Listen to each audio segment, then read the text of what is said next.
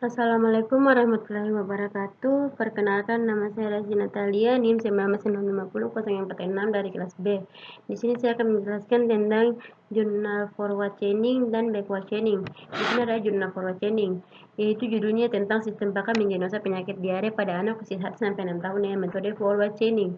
Di sini penulisnya itu Agatha Febrian Juandon dan Iman Suharjo, Universitas Mercubuana, Yogyakarta. Volumenya 1 nomor 4 dan PISSN-nya 2774 dan sampai dengan 5147 dan EISSN-nya 2774 sampai dengan 5155. Jadi di sini diare merupakan penyakit yang dianggap lazim diderita oleh anak-anak usia di bawah 6 tahun. Kurangnya pemahaman tentang penyakit diare dapat menyebabkan pengobatan yang tidak tepat saat tidak diambil untuk menyembuhkan diare. Penyakit diare merupakan penyakit yang memerlukan penanganan berbeda untuk setiap jenis diare sesuai dengan metode konsentrasi darah dalam tinjau lamanya diare dan derajat dehidrasi diare. Metode yang digunakan dalam penelitian adalah metode forward chaining, yaitu dimulai dengan menginput informasi kemudian mencoba ditarik kesimpulan. Tujuan penelitian metode forward chaining ini akan dirancang sebuah sistem pakar diagnosa penyakit diare.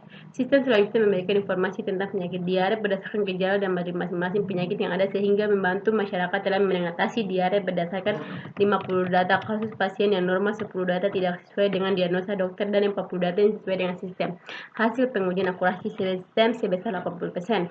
Ya, menurut para pakar, diare merupakan penyakit yang sering dialami anak umur 1 hingga 6 tahun dan juga menyebabkan penyakit mematikan. Kejadian luar biasa sering disertai dengan kematian. Pada tahun 2019, angka kasus diare pada anak sebesar 200 anak pada suatu kecamatan.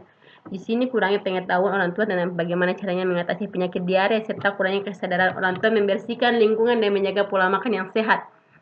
Dan selain itu, sulitnya para orang tua anak dalam mencari informasi solusi penanganan penyakit diare yang tepat pada situasi yang kurang mendukung. Sistem pakar merupakan solusi yang dapat digunakan untuk memberikan informasi kepada orang tua tentang penyakit anak sehingga orang tua dapat melakukan dan mengetahui penyakit yang dialami anak. Setelah mengetahui penyakit yang diderita anak, tindakan yang harus dilakukan orang tua dan masyarakat pada umumnya perlu mengetahui penyakit diare pada anak, terutama gejala serta tindakan pertama yang perlu dilakukan karena jika penanganan tidak tepat akan berakibat fatal.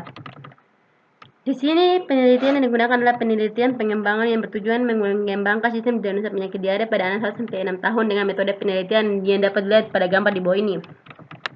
Di sini juga ada representasi kebutuhan. Basis pengetahuan merupakan inti dari suatu sistem pakar, yaitu berupa representasi pengetahuan dari pakar. Basis pengetahuan tersusun atas fakta dan kaidah. Basis pengetahuan pada penelitian tersusun atas tabel pakar atau aturan pakar. Berikut ini penjelasan secara terperinci dari basis pengetahuan yang penulis buat. Di sini juga ada perancangan DFD atau data flowchart diagram. Data flowchart diagram merupakan diagram alur data yang menggambarkan bagaimana data diproses oleh sistem. Data flow diagram juga menggambarkan notasi aliran data.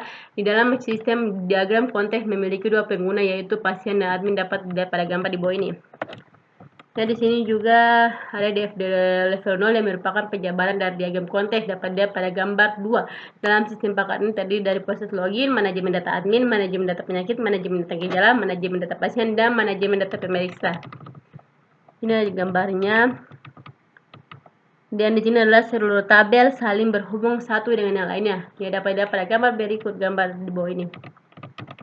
Hasil pengujian dilakukan pada sistem pakar diagnosa diare anak usia 1 hingga 6 tahun dengan metode forward chaining menunjukkan bahwa kinerja sistem sesuai dengan informasi yang diperoleh dari ahlinya. Contoh sederhana dapat dilihat di tabel 4 kategori pasien dari gejala penyakit. Nah, gambarnya. Setelah user menjawab semua pertanyaannya, maka sistem akan menyimpan pertanyaan data gejala penyakit sehingga mendapatkan jawaban hasil dari kesimpulan seperti gambar berikut. Nah, gambarnya. Di sini saya dapat kesimpulan berdasarkan pada pembahasan di atas, maka diambil kesimpulan yaitu pembuatan sistem pakar diagnosa penyakit diare menggunakan metode forward chaining dapat membantu melakukan diagnosa awal penyajian sesuai dengan desain. Berdasarkan 50 data uji, maka dari 10 data tidak sesuai, 40 data sesuai diagnosa, data menunjukkan hasil yang sama dengan hasil diagnosa pakar sehinggalah hasil 80%. Selanjutnya ada metode backward chaining yang berjudul sistem pakar dalam mengidentifikasi kenaikan pangkat pegawai negeri sipil PNS menggunakan metode backward chaining. Yang jurnal informasi dan teknologi dan penulisnya yaitu Yola Rahmadi, Yuhandri Yunus, dan Gunadi Widi Nur Cahyo. Volumenya 3 nomor 4 dan ISSN-nya 2714 sampai dengan 9730. Jadi di sini kenaikan pangkat dapat diartikan sebagai suatu elemen dalam penegakan karir pegawai negeri sipil atau PNS. Kenaikan pangkat PNS adalah berupa suatu penghargaan terhadap prestasi kerja yang sudah tercapai serta pengabdian terhadap negara setelah memenuhi syarat tertentu. Pada saat sekarang ini masih banyak PNS yang kurang memahami tata kelola pegawai negeri seperti kenaikan pangkat ini dan masih banyak yang belum mengetahui apa saja kelengkapan kenaikan pangkat serta belum mengetahui apakah seorang PNS bisa untuk naik pangkat atau tidak. Penelitian ini memiliki tujuan untuk membantu para PNS mengetahui terbukti atau tidaknya untuk bisa naik pangkat berdasarkan syarat-syarat tertentu yang harus dipenuhi untuk kenaikan pangkat. Data yang diolah pada penelitian ini langsung diarahkan oleh pakar. Data tersebut bersumber dari bagian kepegawaian kantor wilayah Kementerian Agama Provinsi Sumatera Barat. Data kenaikan pangkat tersebut dilakukan pengelolaan dan pengembangan dengan menggunakan sistem pakar yang dibangun dengan menggunakan pemrograman PHP dan database MySQL. Pada sistem pakar dalam mengidentifikasi kenaikan pangkat pegawai negeri sipil menggunakan metode backward chaining dan dapatkan hasil yang sesuai dan cocok antara data pakar dengan hasil dipelacakkan dengan sangat baik sekali sehingga dapat teridentifikasi kenaikan pangkat dengan baik. Diharapkan pada aplikasi yang sudah dibangun dan penelitian ini dapat bermanfaat untuk para PNS dalam melakukan identifikasi kenaikan pangkat dan untuk memberikan informasi mengenai kenaikan pangkat. Sini pakar adalah mengadopsi pengetahuan dan pengalaman dari pakar, lalu dimasukkan dan diimplementasikan ke dalam suatu pengetahuan tertentu agar dapat digunakan dalam pemecahan suatu masalah yang spesifik. Sistem pakar merupakan suatu program komputer atau perangkat untuk yang dapat membantu user dalam pemecahan masalah pada bidang yang dituju untuk menemukan solusi. Sistem pakar diambil dari pengetahuan yang ahli di bidangnya yang dijadikan sebagai sumber dari sistem pakar yang memiliki tujuan dalam pemecahan masalah sesuai dengan bidang-bidang tertentu.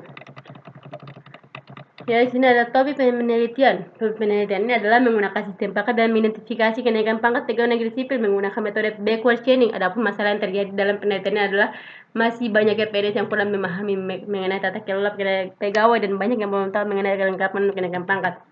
Kedua itu sistem pakar. Sistem pakar adalah suatu sistem yang memanfaatkan pengetahuan manusia lalu dimasukkan ke dalam suatu perangkat komputer yang bertujuan untuk memecahkan masalah dan memberikan solusi terhadap masalah-masalah yang membutuhkan keahlian manusia. Ini juga ada metode backward chaining. Backward chaining dapat dilakukan suatu penalaran, katakan suatu penalaran berdasarkan suatu tujuan yang akan dituju, goal driven, yang akan dimulai dari membuat perkiraan dari apa yang akan terjadi sehingga mencari fakta-fakta yang mendukung suatu hipotesa. Dan kerangka kerja penelitian. Kerangka kerja penelitian adalah suatu tahapan yang menyelesaikan suatu permasalahan yang akan diteliti. Di sini adalah analisa data. Dalam memperoleh data dilakukan dengan proses wawancara secara langsung dengan seorang pakar untuk memberikan informasi-informasi mengenai kenaikan pangkat berdasarkan persyaratan dan berdasarkan jabatan dari masing-masing PNS dan pakar memberikan data kenaikan pangkat yaitu jabatan struktural, jabatan fungsional, jabatan fungsional tertentu, dan jabatan fungsional umum. Yang kedua itu menganalisis sistem. Perhitungan yang digunakan dalam penelitian ini menggunakan perhitungan sistem pakar yang metode penalaran pelacakan mundur, metode backward chaining yang dimulai dari kumpulan fakta-fakta mengenai persyaratan kenaikan pangkat yang diberikan user yang digunakan sebagai input dalam sistem. Setelah melakukan input data, selanjutnya dilakukan penentuan ke tabel keputusan pakar, lalu penyusunan rute, lalu penentuan pohon keputusan, kemudian memperoleh dan menampilkan hasil pencarian atau hasil pelacakan dari mekanisme proses tertentu. Maka dapat digambarkan suatu proses arsitektur seperti gambar di bawah ini. Yang ketiga, melakukan input data yang diperoleh berdasarkan Kementerian Agama Provinsi Sumatera Barat. Data yang didapat adalah data kenaikan pangkat pada masing-masing jabatannya. Dapat dilihat pada tabel 1 terdapat jabatan-jabatan untuk kenaikan pangkat PNS. Ini ada 4 penentuan tabel keputusan pakar. Tujuan dibentuknya tabel keputusan pakar adalah diantara jabatan dan persyaratan dapat diketahui dengan mudah dan dalam membentuk aturan rule akan menjadi lebih mudah. Penyusunan rule dalam memperlihatkan pengetahuan maka dipakai bentuk if dan yang merupakan kaidah yang biasa digunakan. Rule disusun berdasarkan data pada tabel. Ini juga hasil pencarian. Jika rule sudah tersusun di bawah ini terdapat hasil jabatan dan persyaratan. Dapat dilihat pada gambar di bawah ini. Dapatlah hasil dan pembandingan punya pada tabel yang menunjukkan bahwa kecocokan antara kode persyaratan dengan persyaratan sudah sesuai dan kecocokan antara kode jabatan dengan jabatan juga sudah sesuai. Dan pada pulang keterangan juga akan menampilkan apakah PNS bisa naik pangkat atau tidak. Ini adalah tabel perbandingan pengujian pakar dan sistem pakar. Di sini adalah kesimpulannya yaitu pada sistem pakar dalam mengidentifikasi kenaikan pangkat PNS menggunakan metode backward chaining memperoleh 33 persyaratan yang diperoleh dari pakar dan melakukan pencarian dengan sistem yang menggunakan metode backward chaining. Berdasarkan 5 dari data yang diuji dilakukan maka didapatkan kecocokan dari hasil pelacakan tersebut dengan data pakar akurat sehingga sistem ini dapat bermanfaat untuk para PNS dalam melakukan identifikasi kenaikan pangkat dan memberikan informasi mengenai kenaikan Ya, dalam mengenai kenaikan pangkat. Ya, di sini adalah perbedaan dari kedua jurnal tersebut. Perbedaan antara kedua jurnal di atas adalah dapat dilihat dari judulnya, yang dimana judul pertama tentang sistem pakan penyindian dosa penyakit diare pada anak usia 1 sampai 6 tahun dengan metode forward chaining, di mana diare merupakan penyakit yang dianggap lazim diderita oleh anak-anak usia di bawah 6 tahun. Kurangnya pemahaman tentang penyakit diare dapat menyebabkan pengobatan yang tidak tepat saat tindakan diambil untuk menyembuhkan diare, sedangkan pada jurnal kedua berjudul tentang sistem pakan dan mengidentifikasi kenaikan pangkat pegawai negeri sipil menggunakan metode backward chaining. Ya, proses kenaikan pangkat dapat diartikan sebagai suatu elemen dalam penegakan karir pegawai negeri sipil PNS. Kenaikan pangkat PNS adalah berupa suatu penghargaan terhadap prestasi kerja yang sudah tercapai serta pengabdian terhadap masyarakat terhadap negara setelah memenuhi syarat tertentu. Ya, mungkin itu saja penjelasan saya. Lebih dan kurangnya mohon dimaafkan. Bila itu hidayah. Wassalamualaikum warahmatullahi wabarakatuh.